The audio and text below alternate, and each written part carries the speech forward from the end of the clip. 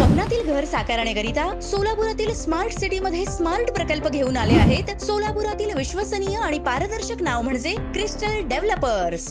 दिनांक 4 जून रोजी लोकसभा निवडणूक 2024 मतमोजणी प्रक्रिया रामवाडी येथील शासकीय धान्य गोदामात पार पडणार आहे। या ठिकाणी वाहतुकीला अडथळा होऊ नये म्हणून शासकीय धान्य गोदामाकडे येणारे सर्व मार्ग बॅरिगेट्स लावून बंद करण्यात आलेले असून मतमोजणी प्रक्रियेसाठी येणारे लोकसभा निवडणुकीत उभे असलेले उमेदवार, मतमोजणी प्रक्रियेतील समाविष्ट असलेले शासकीय कर्मचारी आणि इतर जनतेच्या वाहनांना वाहनतळाची व्यवस्था याप्रमाणे करण्यात आली आहे। मोदी पोलीस चौकी ते मसिहा चौकापर्यंत येण्यास आणि जाण्यास बंदी घातली आहे। निवडणूक मतमोजणी निकाल ऐकण्यासाठी नागरिकांना थांबण्याचं ठिकाण जांबवीर चौक ते मोदी चौकी दरम्यानचा रस्ता।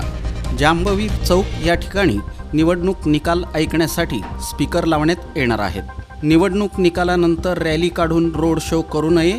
निवडणूक मतमोजणी निकाल ऐकण्यासाठी येणाऱ्या नागरिकांनी आपली वाहनं पार्किंगच्या ठिकाणीच लावावीत। अन्य ठिकाणी वाहनं लावून वाहतुकीला अडथळा होणार नाही याची दक्षता घ्यावी। मतमोजणीच्या ठिकाणी जाण्यासाठी ज्या व्यक्तींना वाहनांना पास देण्यात आले आहेत अशा व्यक्तींनाच आणि वाहनांनाच प्रवेश प्राण्यांची उपेक्षा, मारहाण, अयोग्य हार्नेसमुळे वेदना, अपुरं किंवा खराब पोषण, रोग, परजीवी आणि जखमी किंवा आजारी जनावरांना काम करण्यास भाग पाडलं जातं। अन्न, पाणी किंवा विश्रांती न घेता अखंड उन्हात प्रचंड विटा उचलण्यासाठी गाढवांना मारलं जातं। हे ओझं सहन केल्यानं वेदनादायक चाफिंग जखमा, जखमी सांधे, थकवा, निर्जलीकरण आणि अगदी कोलमडणं देखील होतं। गाढवांना दररोज 9 ते 10 तास काम करण्यास भाग पाडलं जातं। त्यांच्या पाठीवर जड विटा ओढल्या जातात, ज्यामुळे त्यांना दुखापत होते आणि गाढवं पांगळीही होतात। इतर प्रचलित समस्या म्हणजे आरोग्य सेवांची अनुपलब्धता आणि त्यांच्या गाढवांची चोरी।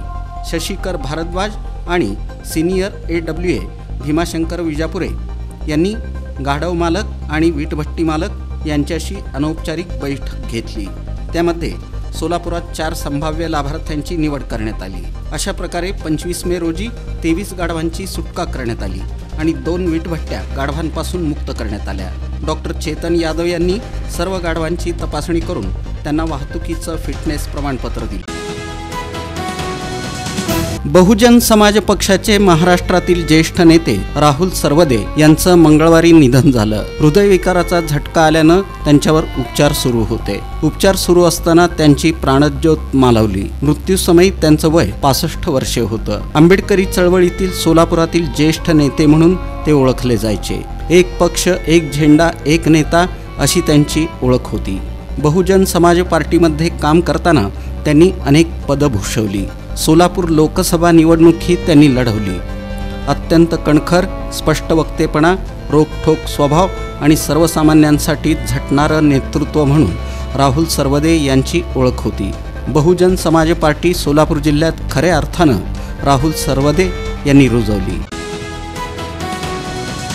सोलापूर आणि सांगली जिल्ह्यात अवैधरित्या वाळू उपसा करणं, वाळू चोरी करणं, ट्रकमधून वाळूची वाहतूक विक्री करणं, दरोडा टाकणं, शासकीय कामामध्ये अडथळा, घातक हत्याराचा वापर करून इच्छापूर्वक दुखापत पोहोचवणं, शिवीगाळ, दमदाटी करून जीवे ठार मारण्याची धमकी देणं अशा गुन्ह्यांची नोंद असलेला वाळू तस्कर कुमार आनंद मेटकरी वय 25 याला MPDA कायद्याअंतर्गत स्थानबद्ध करण्यात आलं। सांगोला तालुक्यातील मेटकरी वस्तीत राहणारा कुमार मेटकरी याच्या विरुद्ध गंभीर स्वरूपाचे 10 गुन्हे दाखल असल्याची माहिती सोलापूर ग्रामीण पोलीस जनसंपर्क अधिकाऱ्यांनी दिली। तुमच्या स्वप्नातील घर साकारण्याकरिता सोलापुरातील स्मार्ट सिटी मध्ये स्मार्ट प्रकल्प घेऊन आले आहेत। सोलापुरातील विश्वसनीय आणि पारदर्शक नाव म्हणजे क्रिस्टल डेव्हलपर्स। दक्षिण सोलापूर तालुक्यात 2 दिवसांपूर्वी अवकाळी पावसाच्या तडाख्यात पिकांचं मोठ्या प्रमाणात नुकसान झालं। यासाठी MK फाउंडेशनचे संस्थापक अध्यक्ष तथा सागर सिमेंटचे मुख्य व्यवस्थापक महादेव कोगनुरे यांनी तालुक्यातील अनेक गावांना भेट देत शेतकऱ्यांच्या बांधावर जाऊन पीक नुकसानीची पाहणी केली। यावेळी शेतकऱ्यांशी बोलताना महादेव कोगनुरे म्हणाले की प्रशासनाच्या दरबारी शेतकऱ्यांची व्यथा मांडून बाधित पिकांचे तातडीनं पंचनामे करून शेतकऱ्यांना त्वरित भरपाई मिळवून देण्यासाठी प्रयत्न करणार असल्याचं सांगत त्यांनी शेतकऱ्यांना धीर दिला। मागच्या आठवड्यात दक्षिण सोलापूर तालुक्याच्या अनेक भागात वादळी वाऱ्यासह अवकाळी पावसाच्या तडाख्यात शेतातील पिकांचं मोठ्या प्रमाणात नुकसान झालं। उन्हाळी गहू, भुईमूग, कांदा, भाजीपाला, मका या पिकांसह फळ पिकांचं नुकसान झाल्यानं शेतकरी हवालदिल झाला आहे। या प्रसंगी MK फाउंडेशनचे पदाधिकारी, कार्यकर्ते आणि शेतकरी उपस्थित होते। कोणत्याही धर्माच्या पवित्र ग्रंथाचा अपमान हा सर्वसमावेशक समाजासाठी अत्यंत घातक आहे। अशा कृत्यांमुळे समाजात तणाव वाढतो आणि शांतता व सुव्यवस्था धोक्यात येते। सोशल मीडियावर धर्मग्रंथांबाबत आक्षेपार्ह व्हिडिओ आणि छायाचित्र पोस्ट करणाऱ्या व्यक्तींवर तात्काळ कारवाई करावी, त्यांचे ट्विटर अकाउंट बंद करावेत आणि भारतीय दंडविधान कायद्यानुसार त्यांच्यावर गुन्हा दाखल करावा, अशी मागणी MIMच्या पदाधिकाऱ्यांनी बुधवारी दुपारी सोलापूरच्या जिल्हाधिकाऱ्यांकडे निवेदनाद्वारे केली।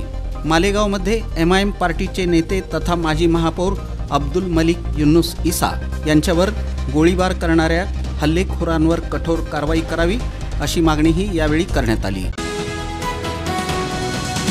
सोलापूर महानगरपालिका क्षेत्रातील धोकादायक इमारतींचं सर्वेक्षण दिनांक 5 नोव्हेंबर 2015च्या शासन निर्णयानुसार आणि त्यामधील निर्देशानुसार वर्गवारी करून करण्यात आलेला आहे। सर्वेक्षणाअंती महाराष्ट्र महानगरपालिका अधिनियम तरतुदीनुसार कलम 264 आणि कलम 268च्या नोटिसा बजावण्यात आलेल्या आहेत। एकूण सर्वेक्षण पूर्ण केलेल्या मिळकतींची संख्या 140 असून सर्व 140 मिळकतींना नोटिसा बजावण्यात आल्या आहेत। यापैकी इमारत तथा इमारतीचा भाग अति धोकादायक असलेल्या C1 वर्गातील इमारतींची संख्या 15 असून यापैकी 7 इमारतींचं पाडकाम करण्यात आलेलं आहे। उर्वरित 5 इमारतींचा मालक भाडे करून न्यायालयीन वाद चालू आहे, तर इतर 3 इमारतींचं पाडकाम 31 मे पूर्वी पूर्ण करण्याचं नियोजन करण्यात आलं आहे। 31 मे अखेरपर्यंत अति धोकादायक इमारतीच्या परिसरात नागरिकांनी जाऊ नये म्हणून महानगरपालिकेकडून फलक लावण्याची कार्यवाही ठेवण्यात येत।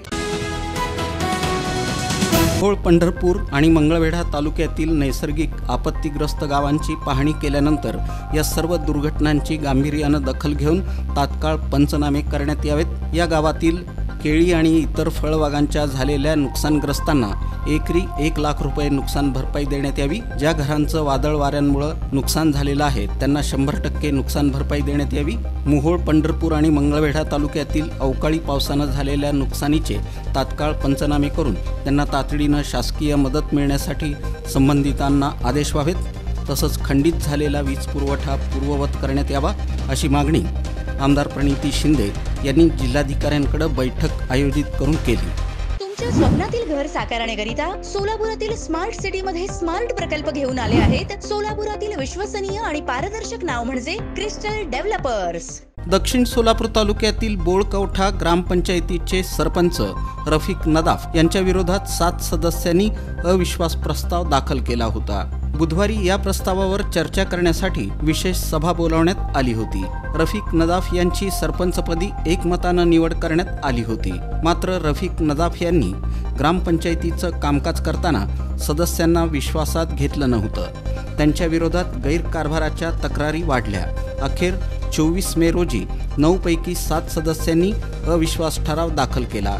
त्यानंतर तहसीलदार किरण जमदाडे यांनी या प्रस्तावावर चर्चा करण्यासाठी बुधवारी 29 मे रोजी विशेष सभा बोलावली होती।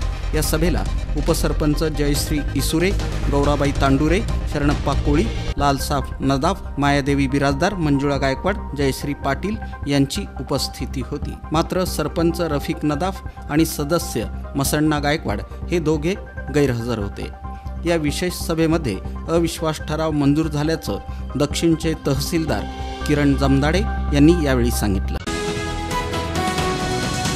सोलापूर शहरात मे 2024 मध्ये घरफोडी, वाहन चोरी, जबरी चोरी आणि इतर चोरीचे एकूण 70 गुन्हे दाखल झाले। त्यामध्ये एकूण 32,46,903 रुपये किमतीची मालमत्ता चोरीस गेली। सोलापूर शहरातील सर्व पोलीस ठाण्यांचे DB पथक तसंच गुन्हे शाखा यांनी मिळून मे महिन्यात 66 गुन्हे उघडकीस आणून त्यामध्ये एकूण 43,26,973 रुपये किमतीची चोरीची मालमत्ता हस्तगत।